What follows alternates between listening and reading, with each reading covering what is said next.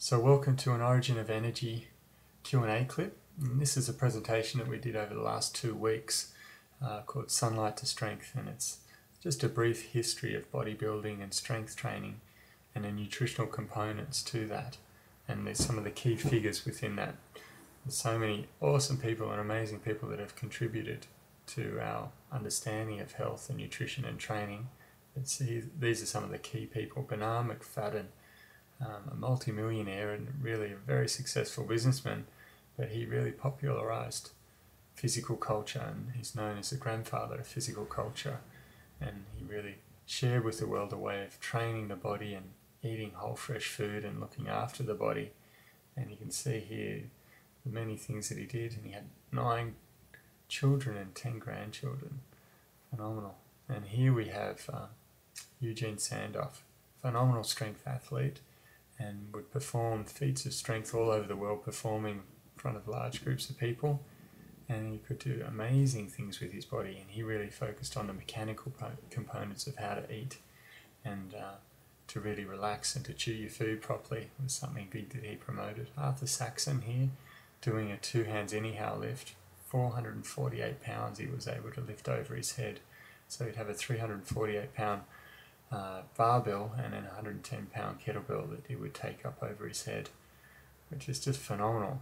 And he did this on whole fresh food, and you can see here this is just what he would eat in a day. And for breakfast he had 24 eggs, 3 pounds of smoked bacon, porridge with cream and honey, tea and plenty of sugar, and then just for breakfast. But he was really adamant about where the food came from, and having whole fresh food was very important to him. So another gentleman who really put whole food eating and raw food eating out in the world was known as the Russian Lion here, and he was really the first world champion heavyweight wrestler. Phenomenal man.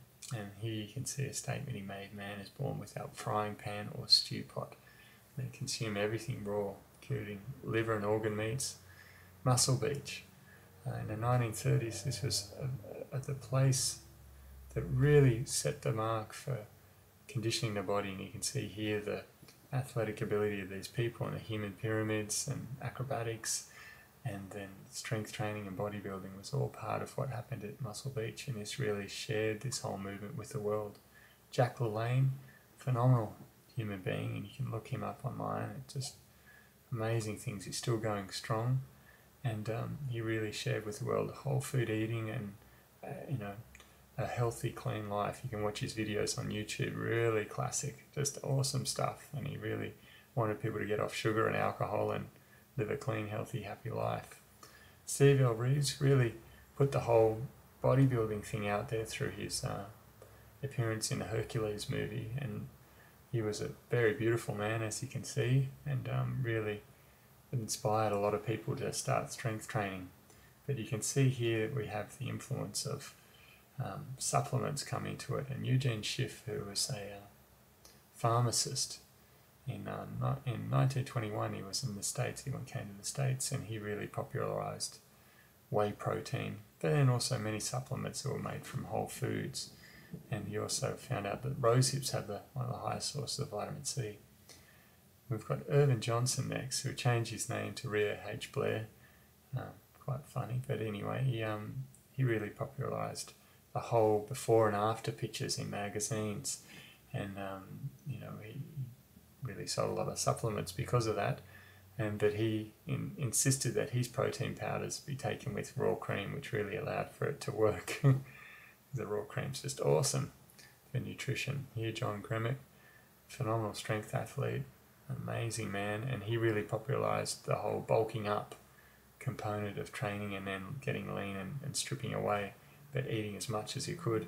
But you can see here his diet wasn't that great if it included Hershey's chocolate bars and high protein manufactured protein by Bob Hoffman. This gentleman here really put the whole thing out there for bodybuilding and weightlifting, and was a coach for the American team, and he really popularized the whole protein powder consumption. He actually took 100 pounds of it with him when he took his athletes over to Vienna in 1960s. And his infamous protein claim: "Many a victim with hives or gene clearing gas." one day a supply of Hoffman's gain weight formula based on soy protein, and then he'd have it with 2 quarts of milk, 2 cups skim milk powder, raw eggs, and 2 tablespoons of peanut butter and half a brick of ice cream. Bloody awesome. Anyway, John Gremick would consume these protein powders, and you can see him here performing quite amazingly well and doing handstands and all cool stuff, and he would travel all over the world performing and throughout America, and you can see him here doing a very heavy overhead press, squat push press and single arm press.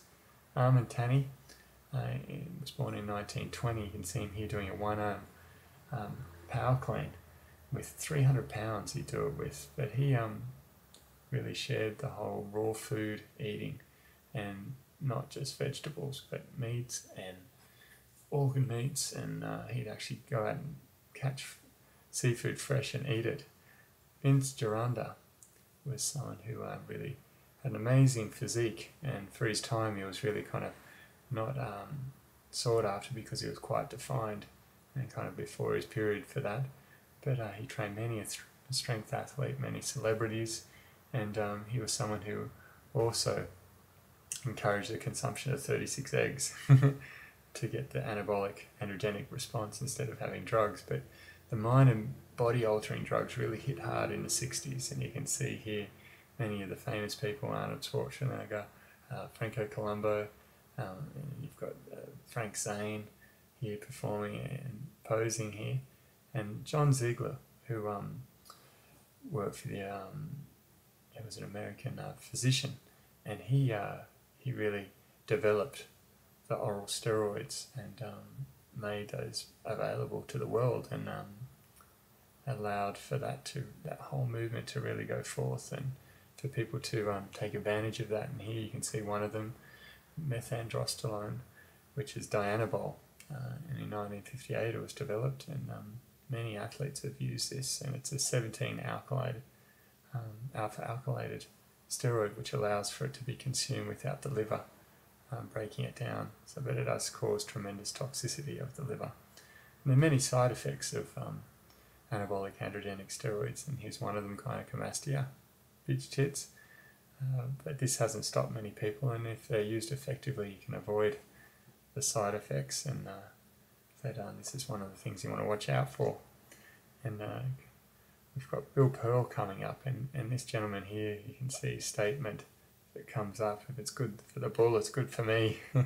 So he used many anabolic androgenic steroids, as with many of the people that we've already seen did, and this is something that they did to achieve the amazing strength and the body that they had. He was also a lacto-ovo vegetarian. Joe Weider made massive amounts of money, and still is, through his supplements and magazines, and these things have been stimulating people for a long time, but also have been making a lot of money. But unfortunately, these aren't often the things that are really allowing people to get the results. And here's Arnie here, one of the most famous of bodybuilders, and you can see he let himself go a little bit down there on the right, which is a shame, but anyway. But this is someone who's really focused his mind and achieved all of his dreams, and the things that he said he was going to do, he's done, which is quite phenomenal. Focused mind. And here's Frank Zane, and this guy was just phenomenal in terms of his appearance, and you can see him still here in his photo at 65, looking pretty awesome. Very healthy, happy individual.